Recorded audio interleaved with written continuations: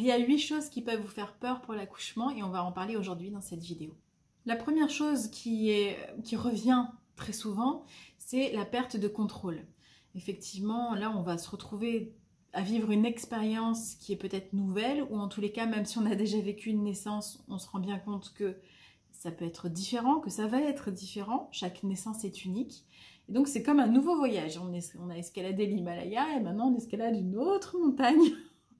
Donc même si on a une petite notion de ce qui nous attend, ça reste quand même un nouveau voyage. On a changé en plus entre-temps, on a mûri, on a vieilli, on a eu une expérience, on a aussi des émotions qui sont attachées à cette première naissance. Et donc du coup, on va expérimenter à nouveau quelque chose qu'on connaît, mais on sait que c'est l'inconnu. Et on sait très bien qu'on va perdre le contrôle sur cette naissance, sur l'accouchement en fait.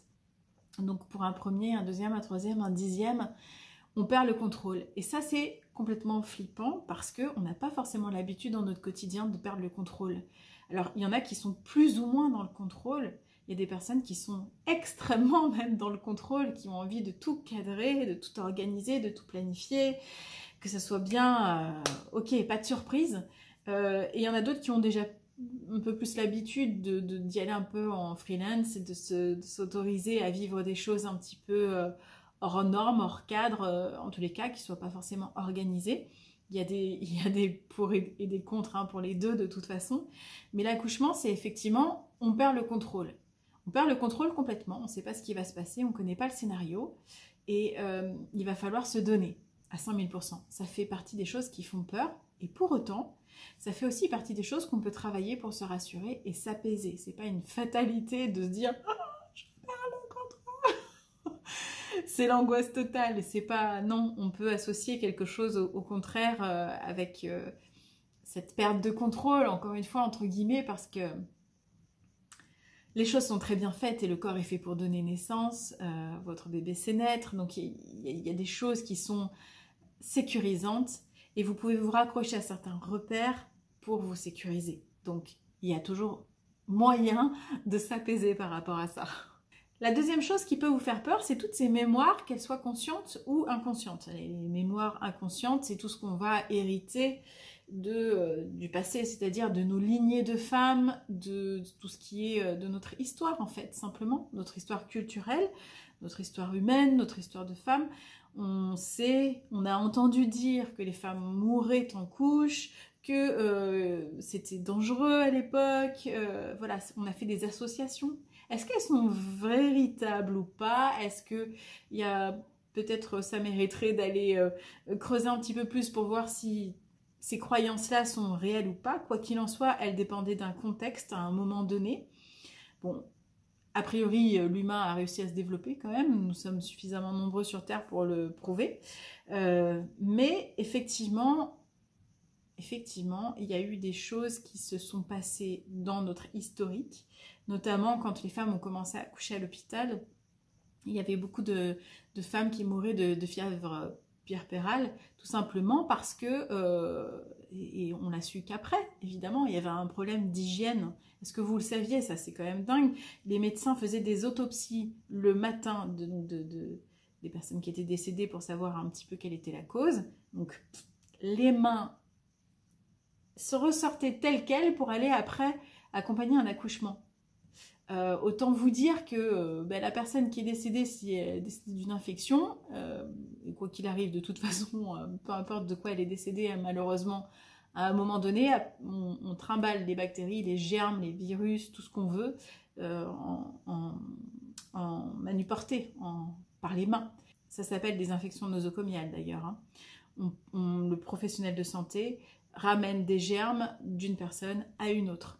Et donc, du coup, le lavage des mains a sauvé des vies, alors que pour autant, à cette période-là, il y avait énormément de décès après l'accouchement, et ce n'était pas juste l'opération du Saint-Esprit, mais effectivement, c'était un problème d'hygiène.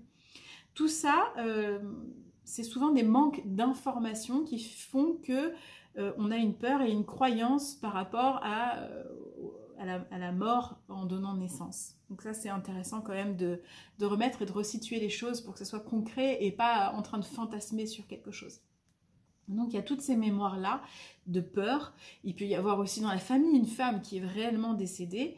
Et donc du coup, même si ça date de plusieurs générations en arrière, il y a encore comme si on portait ça inconsciemment.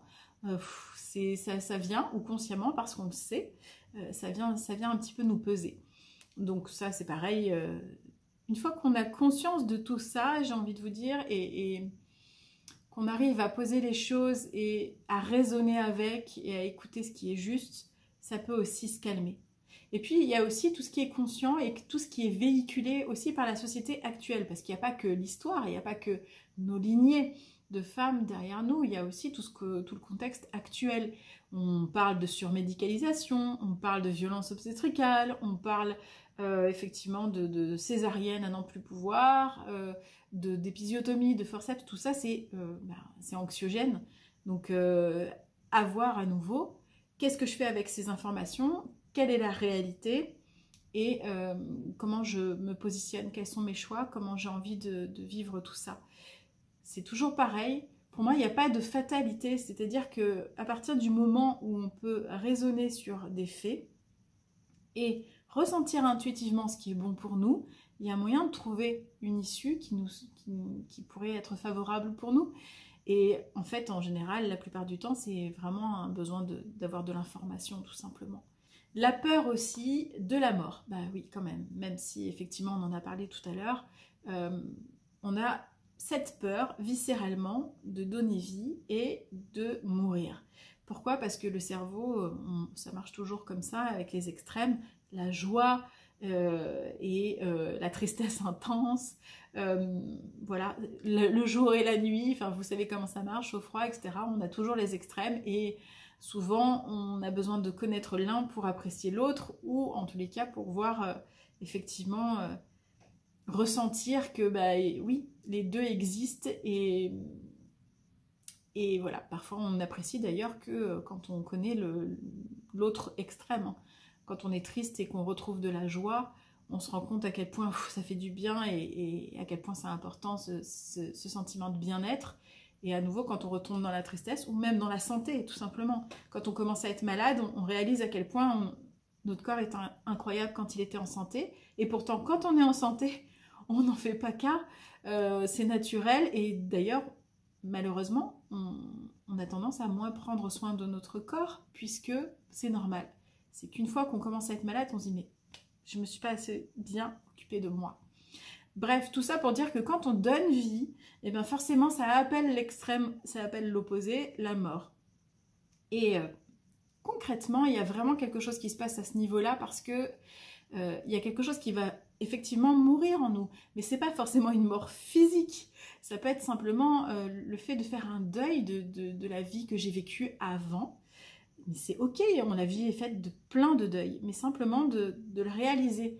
Si je pense à la mort, c'est pas forcément une mort physique parce que je vais m'éteindre. C'est parce que y a quelque chose, un processus, une transformation qui a lieu. Et donc du coup, ça vient chercher en moi.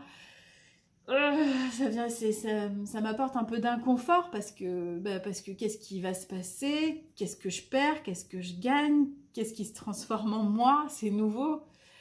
Et pareil, c'est un processus, ça s'accompagne et c'est bien d'en avoir aussi conscience. J'utilise beaucoup le mot conscience parce que je remarque que plus on s'ouvre à des choses, aux informations, on les accueille et plus on est autant dans son mental que dans son cœur, pour le coup, c'est là où on ouvre. C'est là où on se dit, ok, il va falloir que je fasse le lien entre les deux et que je puisse ouvrir tout ça. Que je ne m'enferme pas dans des croyances limitantes, que je ne m'enferme pas dans mon mental en train de ruminer et de laisser tourner ce mental à fond la caisse. Il y a besoin du mental, c'est pas quelque chose qu'il faut virer, c'est tout comme l'ego d'ailleurs, mais il y a besoin de trouver un espèce d'équilibrage là, entre le cœur et le cerveau. Une des peurs aussi, c'est que l'accouchement nous renvoie à nous, et en nos capacités. Et c'est pas facile de revenir vers soi, surtout quand on a l'habitude toujours d'être vers l'extérieur et de pas s'occuper de soi, de pas prendre soin de soi. On est très nombreuses à avoir des problèmes d'estime de soi et d'amour pour soi. Et On est plutôt plus facilement capable de donner, de prendre soin des autres que de nous-mêmes. Ce qui est dingue. Une femme, elle a tendance à vouloir se donner, se sacrifier, voire même se soumettre dans notre histoire de femme. Et donc du coup, là, on en vient à oh, je vais accoucher. Alors, qu'est-ce qui se passe? Est-ce que je vais m'autoriser à aller contacter cette force à l'intérieur de moi, tout d'un coup à m'autoriser à m'aimer et à accepter que j'ai des capacités, à accepter ce corps-là, ce corps qui est là et qui m'aide et qui me porte, et tout d'un coup j'en prends peut-être même conscience. Purée, j'avais pas réalisé à quel point en fait je me suis pas regardée, je me suis pas aimée, j'ai fait abstraction de la plupart de mes sensations. Pareil, ça se prépare un petit peu en amont, et si possible même avant une grossesse, en réalité, de se reconnecter à soi et de s'apporter de l'amour. Ce qui en vient aussi à cette peur qui est, est-ce que j'ai confiance en moi? Est-ce que j'ai confiance en moi? Aïe, aïe, aïe, aïe, aïe, c'est pas facile parce que, toujours pareil, on peut avoir reçu des discours un petit peu dévalorisants dans notre enfance, éducation, avec ou toute autre personne de notre environnement, que ce soit à l'école, que ce soit au travail. Tu pourrais faire mieux, donne-toi à fond, c'est pas assez bien, c'est pas, voilà. On souligne ce qui n'est pas assez bien pour la personne et on ne fait pas ressortir nos compétences, nos talents, nos spécificités. Parfois même, on s'est complètement planté d'ailleurs. Hein. On est dans un milieu qui va forcément être dévalorisant pour nous parce qu'il n'est pas dans ce que nous vibrons, notre spécificité justement. Donc, il y a aussi mieux se connaître, apprendre à mieux se connaître et à regagner confiance en soi. Et ça, toujours pareil, ça demande du temps, c'est un cheminement, mais l'idée, c'est d'être sur le chemin quand même. Hein. Il y a la peur aussi de ressentir qu'il y a quelque chose qui me dépasse, qui est au-delà de moi. Ça rejoint un petit peu cette perte de contrôle, mais là, c'est vraiment pour dire que mettez les mots que vous avez envie d'entendre, suivant vos croyances, hein, mais quelque chose qui me dépasse parce que je me rends bien compte que je ne suis pas qu'un corps physique, que je suis un être divin ou une âme, appelez le mot que vous voulez, dans un corps physique, et que du coup, moi, intérieurement, il y a quelque chose qui est relié à moi bien au-delà de moi. Et c'est quoi le plan? C'est quoi cette connexion? C'est quoi? Qu'est-ce qui va se passer pour moi? Et donc, on se rend compte tout d'un coup qu'il y a quelque chose qui nous dépasse. Et ça, c'est intéressant d'en prendre conscience et de se dire, mais finalement, c'est peut-être même une opportunité incroyable pour moi de contacter ça très fortement au moment de la grossesse et de la naissance, parce qu'il y a comme un canal qui est ouvert. On est beaucoup plus réceptive, je pense, dans cette période-là. En tous les cas, il y a quelque chose qui se passe et qui est un petit peu différent de notre vie ordinaire, parce qu'on porte la vie et il y a des énergies différentes. Donc du coup, ça peut être vraiment intéressant d'aller contacter ça et de transformer cette peur, justement, en force et en expérience. Voilà, en expérience pour qu'elle soit bonne, juste et utile pour moi. Cette peur revient souvent aussi, c'est est-ce que je vais oser libérer mon corps? Alors, on en revient aussi à tout ce qu'on a dit précédemment sur le fait de pouvoir s'accepter, s'aimer, s'estimer, avoir confiance en soi.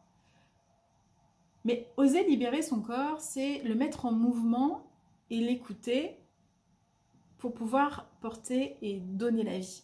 Alors, pendant la grossesse, on peut s'accommoder un petit peu d'un corps qui est un peu coincé.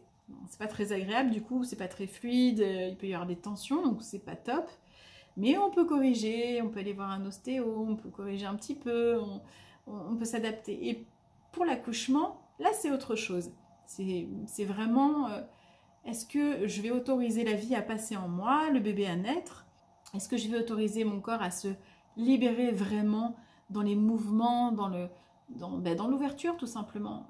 C'est vraiment, le mouvement c'est la vie. Donc à partir du moment où mon corps va faire office de transport et de moyen à mon bébé de naître au monde, est-ce que je vais autoriser mon corps à être pleinement lui et au maximum de ses capacités?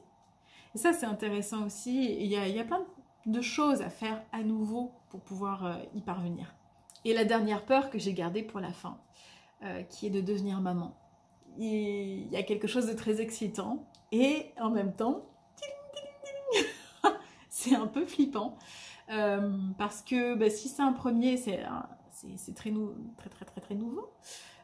Ça vient chahuter un petit peu le mot maman, qu'est-ce que ça représente pour moi, qu'est-ce que je mets derrière cette image de maman et comment j'ai envie moi de l'incarner, ce rôle de maman. Est-ce que je suis prête? Est-ce que c'est maintenant? Est-ce que c'est bon? Ça mouline à nouveau beaucoup dans notre cerveau à ce moment-là. Et même si on est déjà maman, on devient quand même maman de cet enfant-là. Donc, pareil, il y a des choses qui bougent. Donc, il faut se familiariser, je pense, avec ce mot maman et lui donner une image et... comment dire? Une image, une vibration, une énergie qui vous est propre, qui est à vous et que vous choisissez. Voilà. Il y a du taf, mais quelle expérience incroyable quand même.